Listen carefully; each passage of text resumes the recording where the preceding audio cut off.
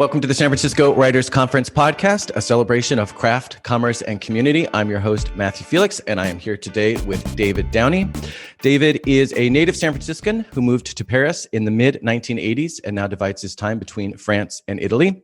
His travel, food, and arts features have appeared in more than 50 print magazines and newspapers worldwide and on dozens of websites. He's co-owner and operator with his wife, Allison Harris, of Paris Tours, which provide custom walking tours of Paris, Burgundy, Rome, and the Italian Riviera. He's also the author of more than a dozen nonfiction books, one literary novel, 2 thrillers, dozens of anthologies as a contributor, and an app about Paris history and an app about food and wine of Rome. But today we're going to talk about we're going to talk about David's forthcoming Red Riviera. Welcome, David. Thank you. It's great to be with you again. Nice to see you again too. All the way, by the way, from the Riviera. So thanks for beaming in through the beauty of Zoom. So let's just jump right into the book. Tell us about what is Red Riviera about. Well, Red Riviera is the first investigation that I've written about of Daria Vinci, Commissioner Daria Vinci. And she works for Digos. Digos is the Italian equivalent of the FBI, more or less. And she's called into this very bizarre case that takes place right here outside my windows. A mysterious disappearance of a super rich and very shady Italian American who is thought to be a spook, a mafioso, and so forth. And he has this famous, beautiful speedboat, Riva Aquarama from 1957. And he goes out, and despite the fact that he's in his 90s, he's in absolutely perfect shape. And he goes out swimming every morning because, a lot of people do that. It's sort of like the SEAL Club in San Francisco. Right. And out he goes, and then he disappears. And I'm not going to give away why he disappears. No spoilers. But, right. Has he drowned? Has he been murdered? Has he been kidnapped? Has he been snatched by a seaplane that's going to put out fires that are raging all over? Because the Italian Riviera, Liguria, is very much like California and is constantly on fire. And so there are all these seaplanes around scooping things up. Anyway, it's this crazy story.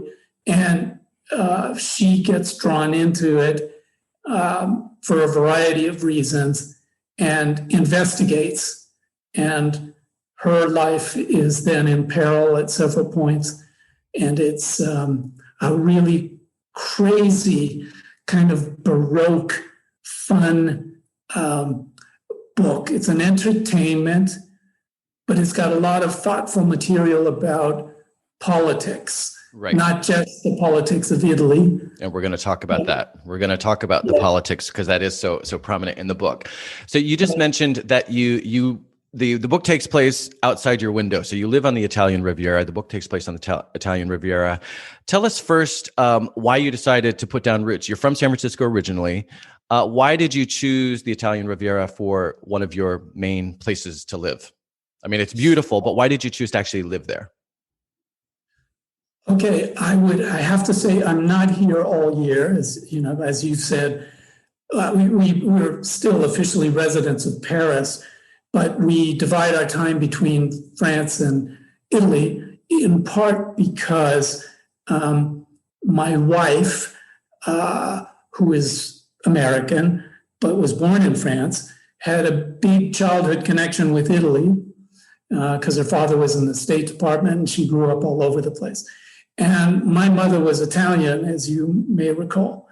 And so I've had this connection to Italy all my life. In fact, I lived here when I was a boy, and I came back because I love so many things about it: the beauty, the food, the language, the culture, the history, you name it. Right. It's almost as good as San Francisco. Right. So all of the above. So why then, because you have written books in different places, why choose the Riviera for the Daria Vinci mysteries? Why did you decide, actually, this is where I want to set my next series of books? Okay, well, the first one is set here, and it's called Red Riviera. The second one, which I've finished writing and is going to my editor tomorrow, is called Roman Roulette. Okay. And the third one is called Venetian Vendetta, and so forth. Because Daria Vinci, who's an inspector, a commissioner for egos, is transferred around the country, in part because she keeps getting in trouble. Uh-huh. Right? Okay. Yeah. She does things that they don't want her to do, and she solves the cases, and she's getting promoted all the time because she's so good at it, but she's got lots of enemies. Okay. So, yeah, I set the first one here because I know this area inside and out. I've written a couple of books about it already, and I came here for the first time in 1976 and fell in love with it. I fell in love with Genoa, which is an absolutely fascinating city. Most Americans hate it because it's got narrow alleyways and they're scared. They think they're going to get mugged and so forth. But it's got the biggest medieval center city in all of Europe. It's bigger, really? Bigger than France. Oh, yeah. Really? It's Interesting. absolutely fascinating. Beautiful, wonderful place. Yeah. And there's, so much here to explore, and the perfect backdrop for a crime novel. Yeah. Did you ever see The Day of the Jackal? Do you remember that movie? I haven't, but I've been to Genoa a few times. So I know and love Genoa, but I just didn't realize it was the largest medieval core of all of Europe. So that's really interesting to me. And I love that Daria then is going to move around Italy, Venice, Rome. That's exciting. And it also plays really well into my next question, which was going to be, you've written about Paris, you've written about walking across France, you've written about different parts of Italy. Your last book took place in a dying Northern California timber town. So place is always really important in your work. And we hear oftentimes this notion of writing that has a strong sense of place. So can you speak to that a little bit about just this notion of the importance of place to your work? Well, I can't imagine any literary work that isn't anchored to a place. I think character development is absolutely fundamental, at least for me. I mean, people love the Da Vinci Code, which has etch-a-sketch characters, things like that. But to me, a book, a novel, is really about people and places and situations and plot. But if you don't care about the characters, you're not going to remember the book in the first place, and you're not going to remember the characters. And if you don't get a sense of where they are and the kind of environment they're moving through, then you quickly get bored. At least that's how I feel. So I go out of my way whenever I write, whether it's travel writing or food writing or a literary novel or a crime novel, to really evoke the characters, build them up, show them in light and shadow, and give the background and give a real flavor of where they are. I think it's absolutely essential to literature. Right. And I do too. And I love that you do that. And you do it so well. You just mentioned you've written a literary novel. I mentioned in the bio all the different things you've done: nonfiction, fiction, literary novel. This isn't your first mystery or thriller. We're going to talk about that. But given all the things that you've done, why did you decide that for your next project, you wanted to come back to writing murder mysteries? Well, the truth is that when I was 18, I wrote my first novel, which luckily was not published, and which has also been lost. I don't even have the manuscript. Oh, yeah. In fact, I lost all of my manuscripts, my early manuscripts. They were stolen. Not that the people wanted to steal them. They just happened to be a bag that was stolen out of the trunk of a car. Oh, no. And there's a mystery for you. There's a mystery story you could write. Yeah, like how long did it take them to burn all the pages? They probably built a campfire or something. I don't know. Yeah. I I went to UC Berkeley. I studied political science and Italian literature as a lark. And I actually went to law school briefly, and I hated it because I could not stand living in the Reagan era. And I did go to graduate school in Italian because I figured I'd better get a trade. I'd get a PhD and teach so that I can then go back to writing. But I always wanted to write. Mm-hmm. So I did my schooling going back and forth between Italy, France, and the US. And then when I could, I bailed out of academia. I didn't finish my PhD. I did everything, but I didn't do the ABD, all but dissertation. Exactly. I got a master's. And so anyway, yep. I'm very glad I bailed out, by the way. But so I always wanted to write literary novels. The thing is that I don't distinguish between genres, because I'll tell you that some of my favorite books, in fact, the first two that spring to mind, I mean, I'm a complete bookworm. I've got very bad vision, as you know, very low vision. So I listen to books, or my martyr of a wife reads books to me. But when I was a teenager, I read all of Dostoevsky. And if you want an early, wonderful crime novel, read Crime and Punishment. I mean, it's even in the title, right? Raskolnikov. Who's created a better character than Raskolnikov? One of my favorite mysteries is actually considered one of the very first mysteries, The Woman in White by Wilkie Collins. And if you haven't read The Woman in White by Wilkie Collins, who is a great friend of Dickens, read it, because it'll blow your pants or your skirt off, or whatever you wear. Whatever you're wearing at the time. Uh-huh. It's so good. And it is a disappearance and murder and so forth.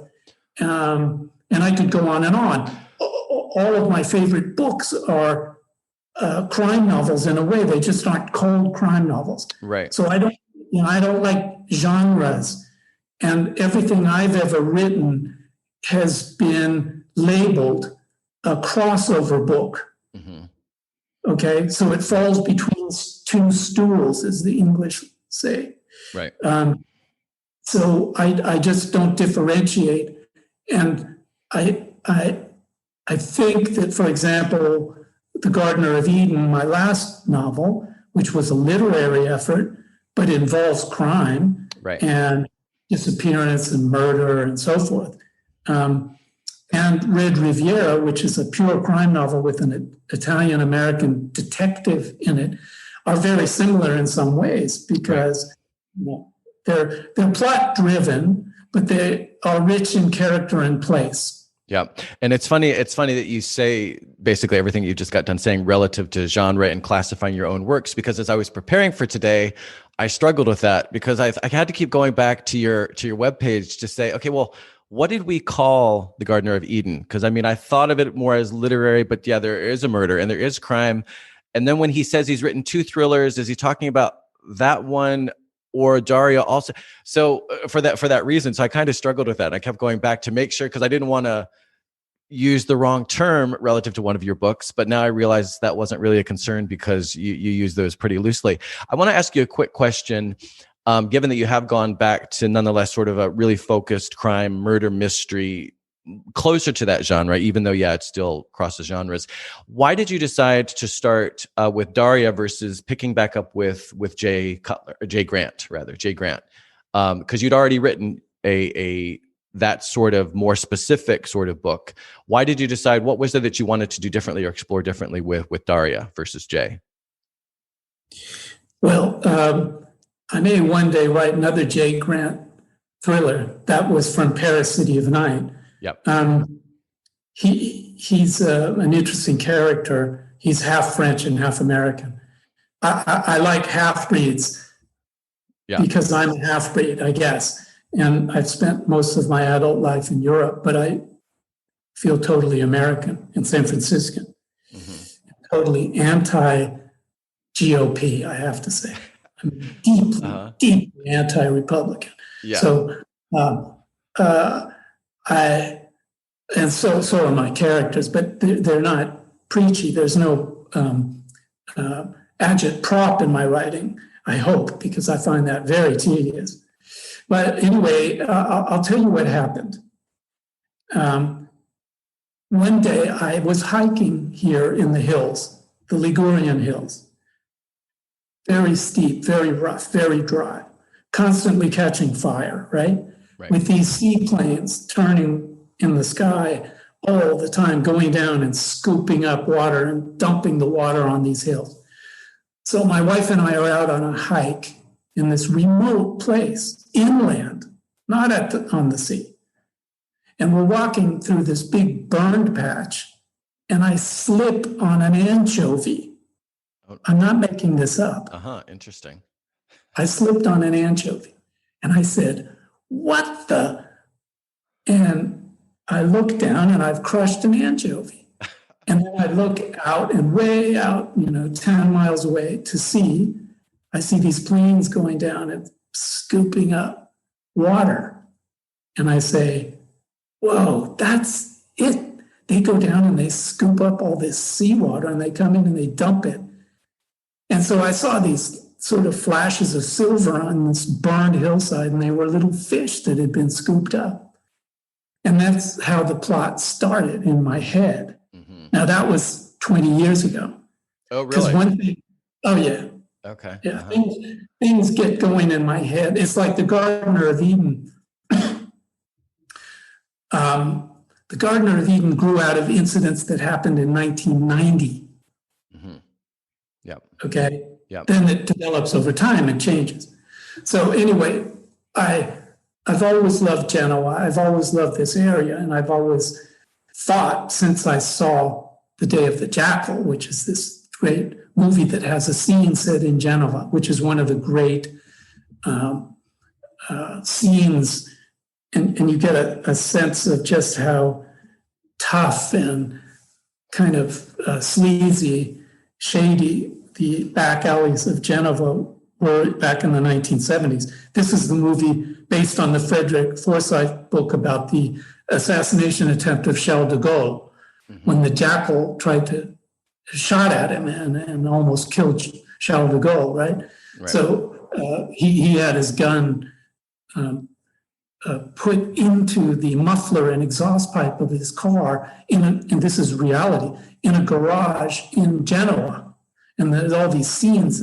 So anyway, ever since then, the 1970s, I had wanted to write about Genoa. I've written umpteen articles and books about Genoa, but I had never tried to write a whole novel set in Genoa. Yep. And this novel is set in part in Genoa and part in Rapallo, Portofino, and the Cinque Terre. Right. The Cinque Terre for most Americans. Yeah. Thanks for the translation. The backdrop can't be beat. Right. No, the backdrop cannot be beat. That's for sure. Why murder? Now, we're fascinated with murder, and your last book had murder. This book has murder. Your next couple, it sounds as if they'll be concerned with murder. Why, as a people, as a society, just as humans, I guess, because it seems to cross societies, why are we so fascinated with something that is so awful? Right? You would think it would be the last thing that we would want to think about, because it's so horrible on every level, whether it's us getting murdered or someone we love getting murdered, and yet it dominates TV, books, podcasts. Every other podcast now is true crime. Why do you think we're so fascinated with something that is so horrible? Well, I bet you could explain it as well as I can, or better. I think that it's one of the primordial drives, especially among men. There are some women who murder people, but I don't know the statistics, but I would guess that women murderers or murderesses are probably under 10%. I think it's something that's built into us. And, beyond the drive for shelter and food and sex, well, what is it that we guys want to do? We want to destroy the other guys, right? The competition. Or, I mean, right now with the pandemic and all of this stuff going on, Liguria, Italy is a lot like Texas, I'm very sorry to say. And I say this as a half-breed who's totally culturally American and Italian. Yeah. But Italians are unruly, they're undisciplined, they do what the hell they want to do, right? So you go out and you try to get somewhere, and 9 out of 10 of the people you encounter will not wear a mask. They will not get out of the way. And as they go by you, they are shouting. They don't talk. They shout at each other. I know. Yes. My mother was Italian. I was brought up in a family where you shouted, right? Yep. Luckily, my father was a WASP from the Midwest, and I like to think I took after him in some ways, so I can moderate it. But you go out into the alleyway, in our case, because the alleyway in front of this house is only about a foot, 2.5 feet wide, 3 feet wide, right? So it's actually dangerous to encounter all of these a-holes who are coming by shouting and not wearing masks. What do I want to do? I want to kill them. Right. I want to kill them. And I come up with all of these wonderful ways of killing them, right? So I spend my waking hours, and I wake up in the middle of the night thinking about how I could kill these people. Well, I'm not a violent guy. I mean, you know me. You've met me. I'm not a violent guy. But I think these are urges, especially in men, that we want, for one thing, we want to do justice, or we want to avenge something. Well, I want justice because these SOBs are not respecting the law, for one thing. They have to put on a mask, and they have to stay away from you, and they're not supposed to shout and spit and everything else, and they do what they want, right? So I want to avenge it. So you ask me why people write about it? Well, okay, what do you want? You want to sleep with someone or something. It depends on, we're all different, right? And you want to eat and you want to have shelter. And the other thing is you want to kill people. Better to do it with the written word than in actual real life. So I'm glad that you have chosen to do it with the written word. Absolutely. But yes, I think you nailed the head on. Hit the nail on the head with your explanation. So, you talked about, you're very outspoken politically. There are references in the book, like you said, the guy who's the subject of the Joseph Gary initially, who's the subject initially of the investigation. He's friends with Putin and Erdogan and Trump, and he met with Bannon before the book takes place. You talk about the political right. So there is that in there. But since we've already kind of touched on that, something else I want to touch on that's sort of related is history. The whole novel, the whole book takes place around the 75th anniversary of the liberation of Italy. And then you mentioned lots of other events in Italian history. So can you tell us a little bit about why you decided to kind of frame the book around that particular event and just the importance of history in the overall story and in your writing? Yeah, I think I've always been a history buff, for one thing. I studied history like everyone studies history. And in a way, I wish I had taken a degree in history because it's endlessly fascinating. The thing especially about Italy and France, I will limit myself to talking about Italy and France outside of America. That's what I know best. I think it was Faulkner who said, history isn't history. It's not dead. It's not even over, or something like that. The South in the United States has a sense of that. Most of of North America doesn't really have a great sense of history. Here, I mean, everything is historic, right? Everything is historic. This house that I'm in was built over a period of like 500 years in various bits and pieces, and you can tell what was added on and so forth.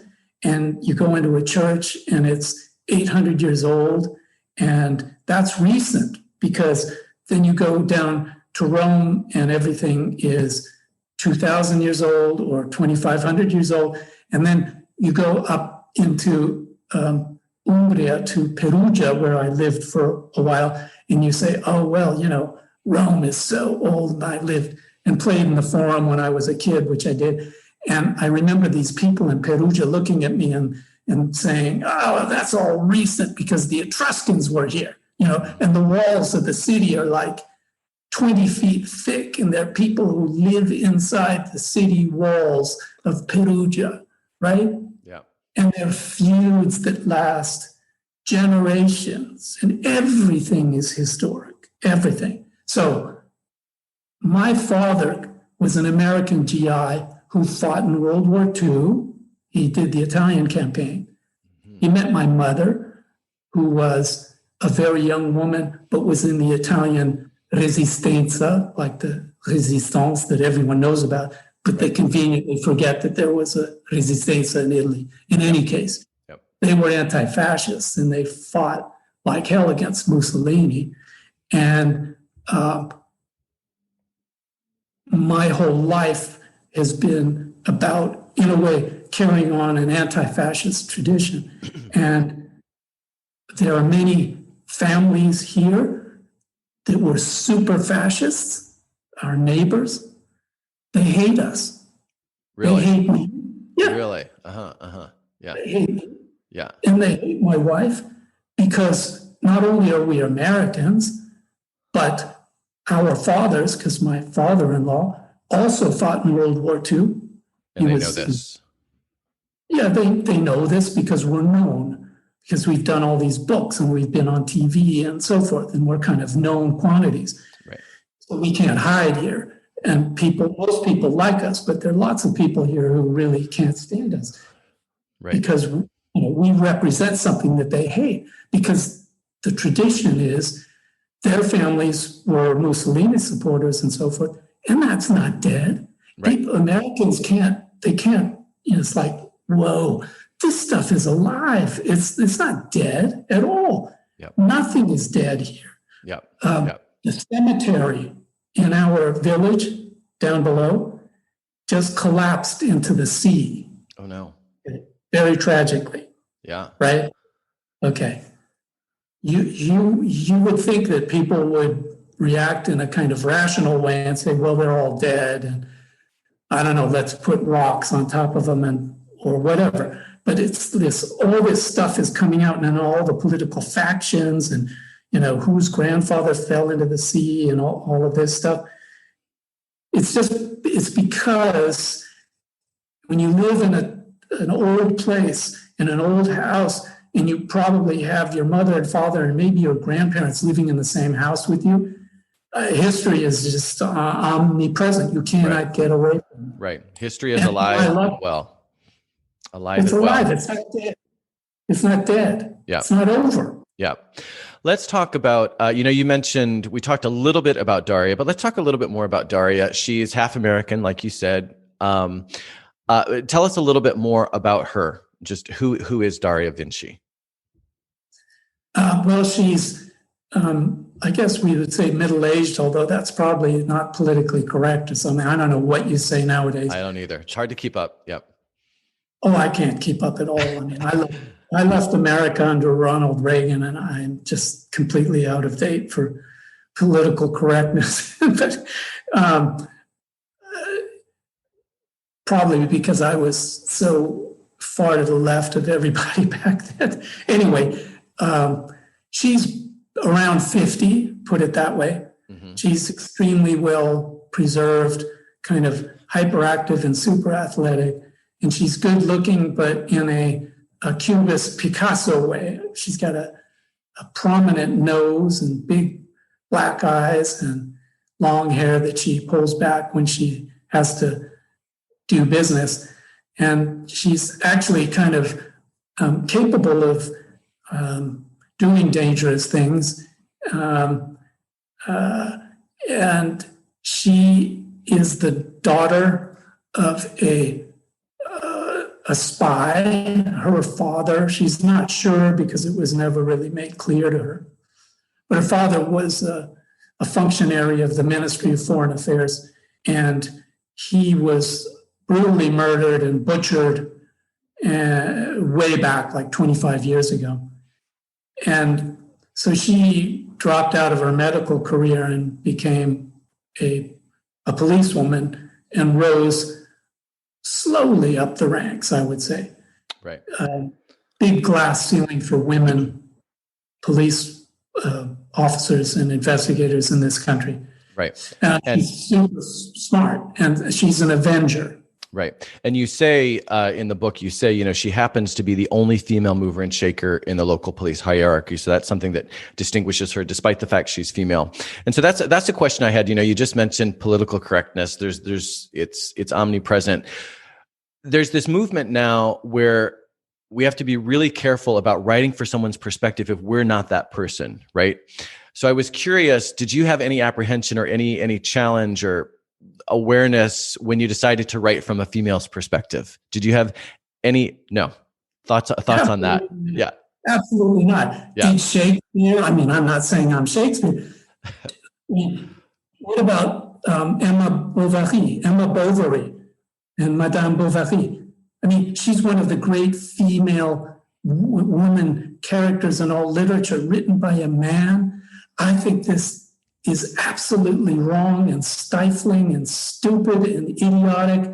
It is wrong. Do I have to be a drug addict to write about drug addiction? Do I have to be a murderer to write a murder novel?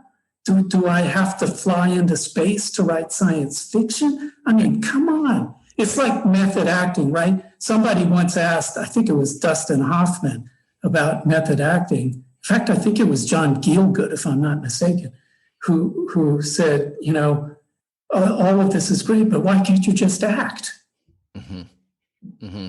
Yeah, and along these lines, there's a big debate right now, which is a little tricky about should only gay actors, for example, play gay parts. And then I think of Kate Blanchett playing who did she play anyway? And I thought it's really tricky territory. And like you said, do I need to get into a spaceship in order to write a science fiction novel? But there's a lot of talk about this these days. So I just was curious about that.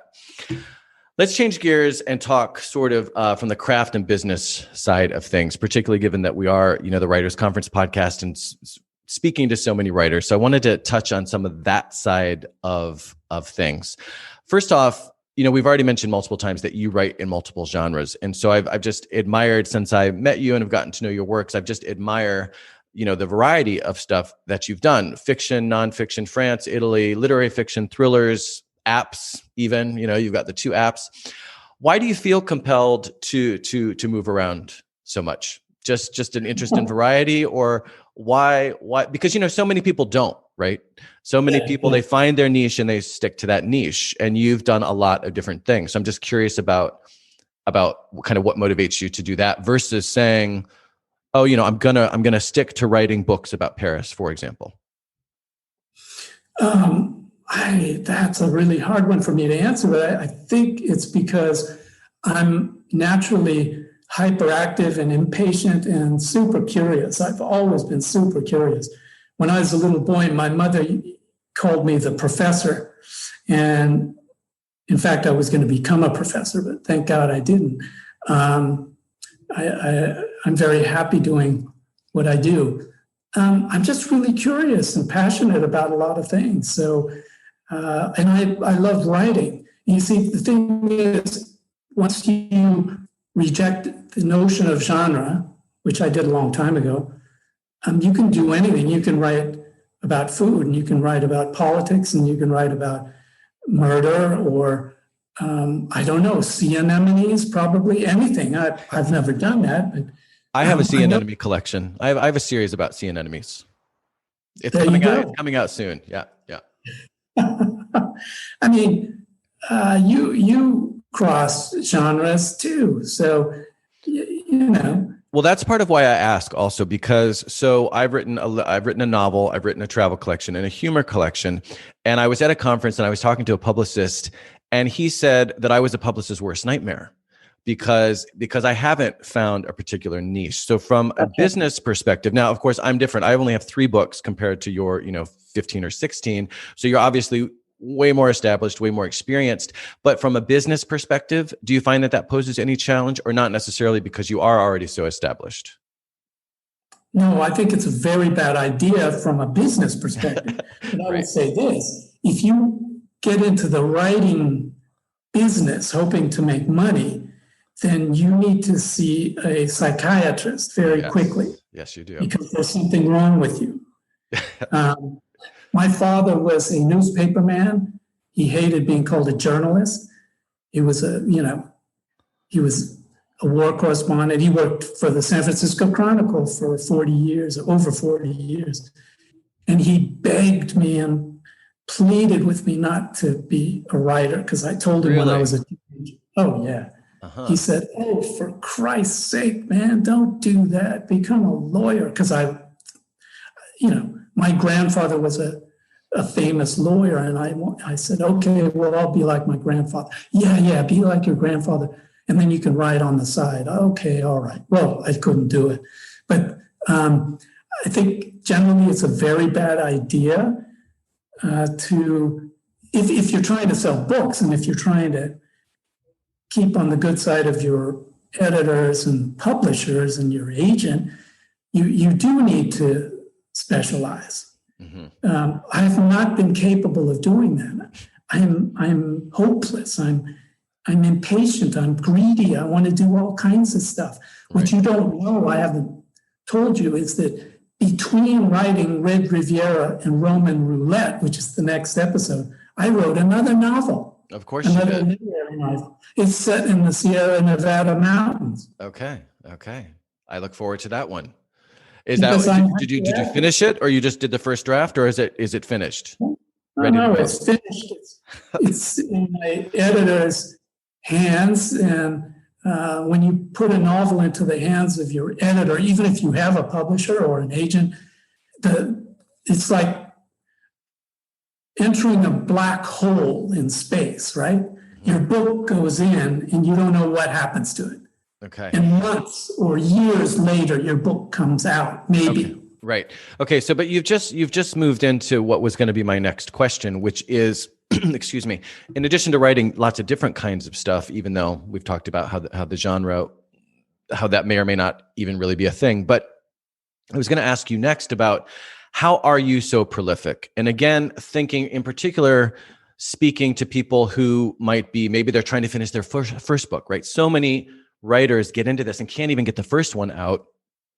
Or maybe we're talking to writers who are a couple books in, but they're still, I mean, you're so prolific. So can you talk to us just a little bit? I know you said you're curious and you have a lot of energy, but is there anything you might add from a process standpoint of how you actually get these things not only done, but out the door to the publishers, to the editors, and out, for the readers to actually appreciate? That's a really tough question. I will answer in an elliptical way, the way I often do. One of my great friends and one of the writers I admire most was Mavis Gallant, the short story writer. She wrote a novel and some plays and things, but she was mostly known as a New Yorker short story writer. She wrote more short stories for the New Yorker than anyone but John Updike. And she was terrifically talented. She was asked to teach, quote unquote, creative writing. And she really didn't want to do it, but she accepted because, I don't know, she felt like she really had to. And then she couldn't do it. She couldn't teach. And she was stuck there sitting in her office, and people would come in and she had this stack of books. I'm telling you what she told me, right? Because we became very good friends. I profiled her twice and we became very good friends. So she had this big stack of books and she'd say, well, I can't teach you how to write, but I can suggest things for you to read, and I can talk to you about your writing, but I cannot teach you how to write. No one can teach you how to write. No one taught. I'm stopping myself because Mozart and Beethoven and Bach, and they all took lessons and they classically worked. Trained. Yeah, right. Okay, but everyone takes lessons. I took piano lessons. I'm terrible. I can't compose a thing. I can't sing. I'm not good at anything. but writing. But I can't tell you why I do it or how I do it. All I can tell you is that I am passionate and I'm driven. And one of the things I always say to people when they ask me questions about process is, if the book is not urgent, if there is no urgency in you as a writer to write the book, don't write the book. Mm-hmm. Mm-hmm. Write something that you urgently need to write, that you want to write, but you have to write. So there seems to be a lot of, because there's a lot of groups and things, right, where writers they'll force themselves to sit down together and write, and they'll force themselves to do a certain number of words per day, which on the one hand is admirable in the sense that they're being disciplined about it. But on the other hand, what you just made me think of, and what I think of sometimes when I think of these groups, even though I can see the good that can come out of it, but I also usually kind of circle back to what you just said, which is, if you've got to sort of work that hard to make yourself do it, do you want it enough? Do you want to write that story or that book enough?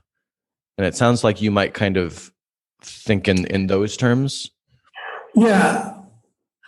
Look, we're all different, and I sure wouldn't try to tell you how to write a book or how not to write a book. And so this is one of my problems with writing courses in general. It's a big industry, like self-help and all sorts of things. I'm not a cynical, manipulative person. I'm not trying to take your money. I'm just doing what I have to do. I'm passionate about it, and I want to share it with people. And I meet other writers who are on a similar wavelength, and we understand each other immediately. When I meet people who are struggling because they haven't written 1,000 words that day, or whatever it is that they have to, 500 words or something. I kind of say, oh, yeah, good. And then I change the subject because, hey, you might write 50 good words in a day, or 500 or 5,000. I don't know. We're all different. I don't understand these prescriptions. I don't understand these courses that say that you have to do this and you have to do that. They just don't make any sense to me at all. Did Dostoevsky take a creative writing course? Did Flaubert? I mean, on and on. No one taught these people how to write. I mean, I don't know. You name it. Did these people who wrote these great masterpieces, Tolstoy, did he sit down and say, I have to write 500 words today? Or the teacher told me not to talk about bloody scenes, or that I had no right to write it from the point of view of a woman. Anna Karenina. Well, Tolstoy, you didn't have the right to write about Anna Karenina because you're a man? I mean, come on, let's grow up. This is absolute nonsense and rubbish. Right. I'm very sorry. Right. Something else you said about process that resonated for me a second ago, going back a few steps, is you said, your dad said to you, go to law school and write on the side. And for so long, I tried writing on the side, and we have to pay the bills, right? There has to be money coming in somehow. So that obviously I get. I live in San Francisco. My bills are really expensive. So I get that part. But I also learned that, when I was working a really, really stressful 9 to 5, I found it really hard to write on the side. Some people, and again, I think this probably goes back to how everybody works differently. Everybody has a process, and you have to find the process that works for you. But, I hear about, I don't know, is it Danielle Steele who wakes up at 5 a.m. and writes for a few hours? You hear a lot of people, and I just couldn't do that. And so what I found, my process was, I had to, I would work for a while, save up money, just be really good, and then take off a few months to write, because I couldn't figure out that balance. And more power to those who can. And again, we got to make money. It's not that I didn't need the money, but I would just try to work it so I could squirrel some away so that I could really just focus on my writing. And every time I finished my book or my books, it's always been during one of those periods where I could just focus on that.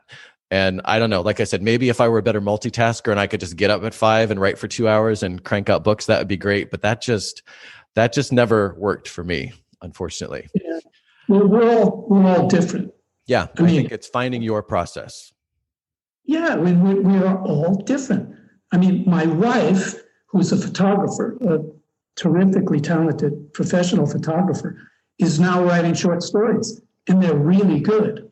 They're really good. And she sits down and labors at them for a long time, and she sends them off and they get published. Okay. In my case, I started writing as a teenager and I worked away at it and I had no success at all. And I did other jobs. I mean, I've done many, many other jobs. I was an account executive in an advertising agency for a while. I was a waiter in a whole bunch of places. I worked in factories. I mean, I drove a forklift. I was a warehouseman. I did all kinds of stuff. Yep. But I could never find the time or the energy to write. I was too worn out. Then I got into travel and food writing, and I had some success. But I still wasn't able to write fiction, which is what I wanted to write.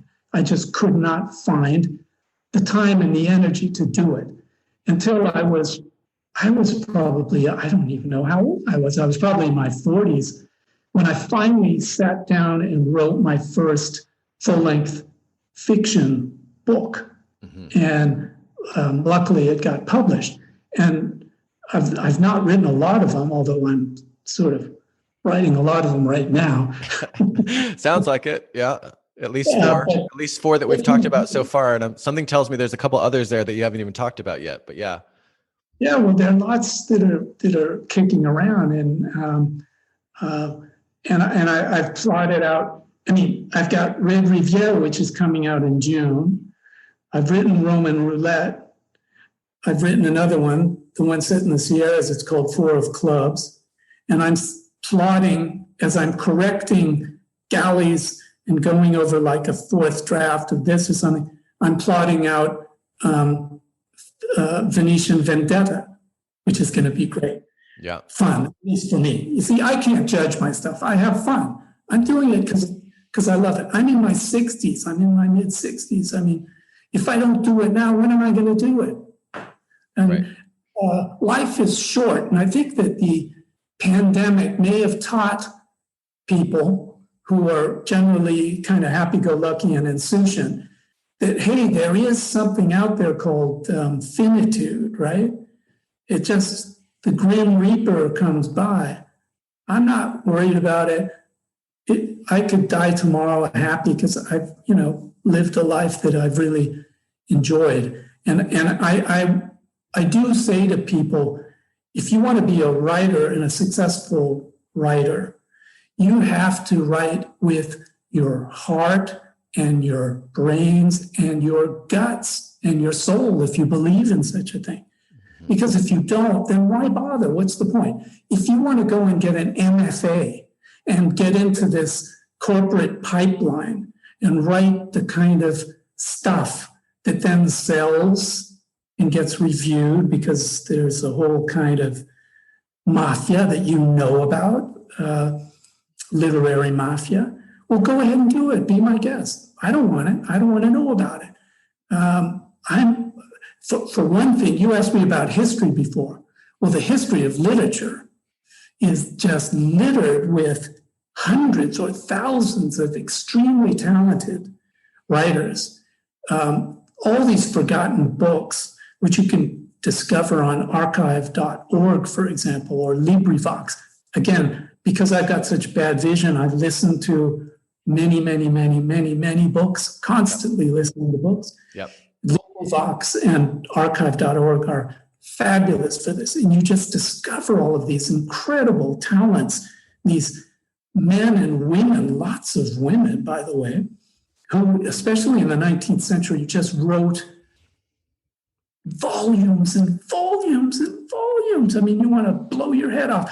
I remember Georges Simenon, the Maigret series, right? Simenon. Well, Simenon wrote 238 novels. Okay? Wow. Not all of them are Maigret novels.